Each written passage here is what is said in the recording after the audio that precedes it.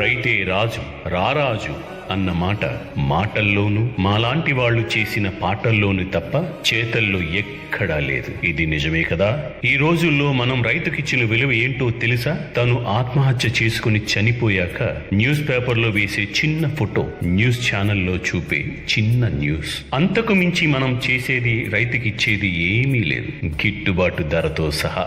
రైతే రాజు రారాజు, దేశానికి వెన్నెముక అని గొప్పగా చెప్పుకోవడమే గాని అదే రైతు నేలకు ఒరిగిపోతూ ఉంటే పట్టించుకోవడం లేదు. ఒక రైతు చనిపోవడం వల్ల నష్టం పోయేది తను, తన కుటుంబం మాత్రమే కాదు, మానవ మనుగడ కూడా. ఆలోచన చేయండి. జై కిసాన్, అన్నదాత సుఖీభవ. ఓ రైతన్నా,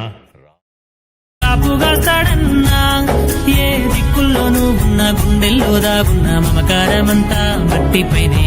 రైతన్నా రాజు నీవేనన్నా, నీ సెమ్మట సుక్కల బతుకే బుక్కేడు మెతుకులన్నా. ఓ రైతన్నా నీ ఆడి ఆడున్నదన్నా, నీ మూసు మరిసేపోయిన లోకం పోకడన్నా.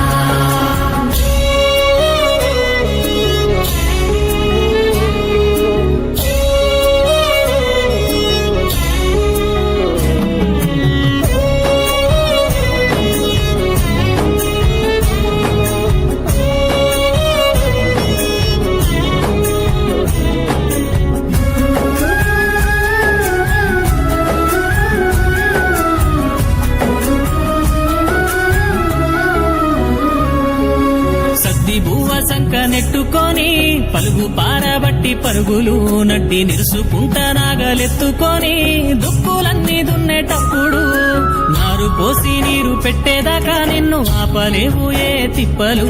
ఆ నింగి వంక తొంగి చూసేలా నీటి సుక్కరాలదే ఇప్పుడు. ఎన్నెన్నో గాయాలే కొరగాని బతుకుల్లో, కన్నీటి దీపాలే ఓదార్చే తడియారని గొంతుల్లో. ఆ మబ్బు ఉరుముతుంటే కుసే సెరువవుతుంటే నీ అతనంతా, అడవి తల్లి ఒడిలో రేయంతా. ఓరేయంతా మంచమీదే మాటు వేసేవయ్యా, నీ చిన్ననాటి గాథలన్నీ పాటగా చెప్పేవయ్యా. ఆ సందమామే నిన్ను చూసి ఎన్నెలగా సేనయ్యా, ఎన్నెల దుప్పటిలా నిన్ను కప్పుకుంటుందయ్యా.